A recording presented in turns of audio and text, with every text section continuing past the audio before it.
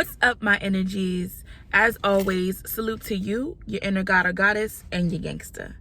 So today is April 26th of 2022, and I just left my dietitian appointment. I didn't vlog the initial appointment that I had with the bariatric surgeon, my consultation. I thought about it after the fact, and so I just never vlogged it. But that happened back in... I think that happened back in like January, February of this year, earlier this year. And so maybe about a month or so later, they called me to schedule my dietitian appointments. And so I had that today. The process is very spread out. Like, it's not one kind of like, okay, I want to have this surgery, I'm going to have a consultation, and then I have the surgery. It's like, no, you have the consultation, you meet with a dietitian, you have to get your primary care doctor to fill out forms and clearances before you can, have surgery. Then you also have to get a psychological review as well. That part I haven't done, but I do have a therapist. So hopefully everything goes well with that. I got my primary care doctor to fill out all the forms that she needed to fill out for pre-op clearance and stuff like that. So all of that's been sent over to the bariatric office. And today I had my dietitian appointment, and I got like a stack of papers. We went over, there's 3 parts. We went over 2 parts today, and I have another appointment in about a month or so to go over the 3rd part.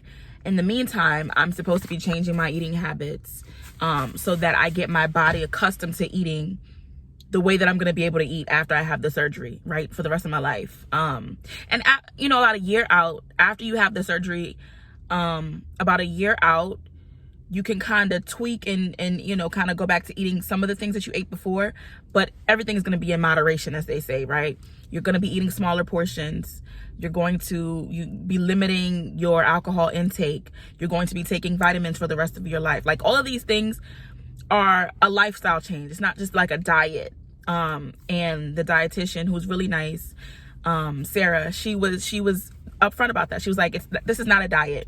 This is a lifestyle change, right? And so I'm going to have to read over parts 1 and 2, maybe 3. I'll probably just read the whole thing on my own, just so I can like soak in the information, because it was a lot of information in parts 1 and 2, right? In terms of like your portions and weighing your food. You don't necessarily have to weigh it. You can kind of eyeball it. For people that have had bariatric surgery, I think you get to a point where you kind of just know, okay, this is 6 ounces, or this is however many grams of protein, or you know what I mean? You can kind of just figure out. I'm by no means there yet. I don't really read the labels on my food. I started to a few years ago, and then I kind of just, I just kind of let whatever happen. That sounds bad, but I stopped. And so, there's a lot of information.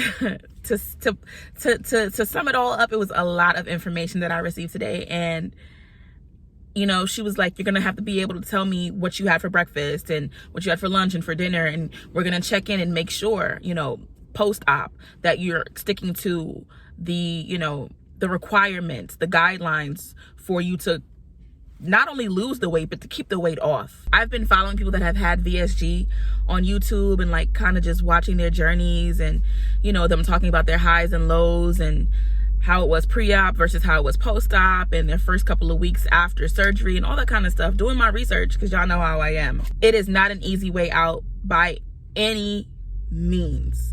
And to be honest, that's what I thought it was. I had heard about surgery years ago, many moons ago. And I'm like, surgery, just work out. When you say I'm interested in getting weight loss surgery, that's like almost everybody's response. No, you don't need to have surgery, just work out. But it's not easy. I talk about my struggles with my weight all my life in my, Fat, Black, and Ugly video, right? And so in between, there were points in my life where I lost weight. There were points in my life where I gained weight, where I gained a substantial amount of weight. The pandemic was definitely one of them. Prior to the pandemic, I had stopped eating meat for like a little over a year. And then when we were stuck in our homes, I was like, F it. I'm just going to be ordering food all the time, because we couldn't go anywhere, right? And so that's when I really went off the deep end and was just kind of eating whatever. And I started eating meat again, and like just so. But there were several points in my life where I tried a personal trainer, I tried going to the gym frequently, and it's always a consistency thing, right? If it's not money, it's the time, right? Those are always the two major issues with anything in our lives, money and time. And so I might be consistent with my food for a bit, but then I would fall off with the exercise, or I'd be a little bit more consistent with the exercise, but then I would fall off with the food. So it was always this balancing act for me. When I moved here, I had a personal trainer, and she was trash. She was trash. And she was telling us to drink, Smoothie King smoothies. And today my dietitian was like, girl, these Smoothie King drinks, I'm pretty sure these athletes have never touched them because they're nothing but sugar. So if you didn't know that, now you know. Smoothie King is trash. It is what it is. It's full of sugar because they soak their fruits in sugar to make them sweeter. So that's why you're like addicted to the Smoothie King if you do partake. So yeah, after I learned that, and that was before I even had this appointment, way before, I stopped drinking Smoothie King not ages ago, but once I found out while I was with this personal trainer that Smoothie King wasn't good, I stopped drinking the smoothies because it's like, what's the point? So yeah. I've lost weight before, but I gained it back and then some. And so I just got to a point where it was like, maybe surgery is the answer.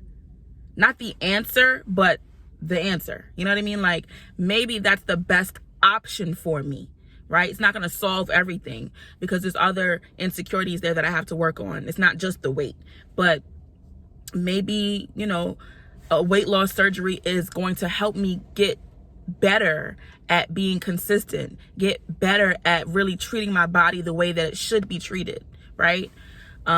So that's kind of how I ended up there.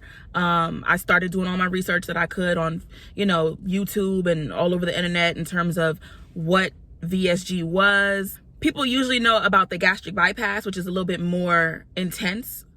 I don't know how, for lack of a better word, of a surgery. So a lot more people go the vertical sleeve route. And so that's the route that I'm going to take. But yeah, I've been working on it. And so I'm just going to try to document as much as I can. I do know a couple of people that have had VSG surgery and they've lost a tremendous amount of weight and they've been able to keep it off. It really does take dedication, and it really takes patience with yourself and consistency and all that kind of stuff, discipline. And so I'm nervous. I don't think anyone is like, yeah, let me just go get a surgery. I've never had any major surgeries, right? I've never broken a bone. I've never had any of those things happen. So for me to be like, all right, let me just get this VSG, just take my stomach, just take it. It's like, and so the people that I have told about it, my sister, my best friend, they're like, you don't need to do that. Like, you can just work out. Have you tried working out? And I'm like, yes, I have. Yeah. I've had a crazy amount of gym memberships. I've had all the gym memberships, Planet Fitness, LA Fitness. I don't even know what other gym. I've had all the personal trainers you can think of. I've tried to work out on my own to make time in my schedule. I think for me, this is the best option.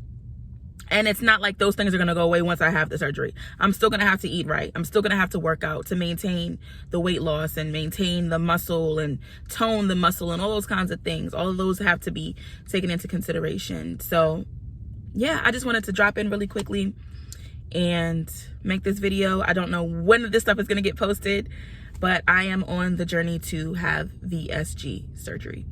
So that's it. I'll see you guys later.